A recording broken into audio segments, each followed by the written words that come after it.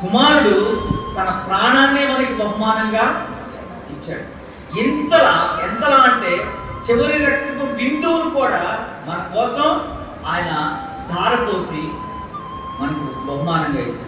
అలాంటిది మనం దేవునికి ఏం బహుమానం ఇవ్వాలి అంటే, దేవుడు మన దగ్గర నుంచి ఏం ఆశిస్తున్నాడు అని అంటే బహుమానంగా మన హృదయాన్ని, అది దేంతో నిండున్నా సరే ఈ హృదయం శ్రేష్టమైనదిగా ఉన్నది ఆయన చెబుతుంది. రెండోది, అనేకమైనటువంటి ఆత్మల్ని ఆయన కోసం మనం సంపాదించి పెట్టాలి. ఇది మనం దేవునికి ఇవ్వాల్సినటువంటి రెండోది. మూడోది, దేవుని యొక్క పరిచర్య నిమిత్తం నువ్వు ఎంతలా పరిచర్య చేయగలవో అంతలా పరిచర్య చేయాలి. అది ఏ రకమైనటువంటి పరిచర్య అయినా సరే, ధనం రూపంలో పరిచర్య, లేదంటే పని రూపంలో పరిచర్య, సహాయం రూపంలో పరిచర్య,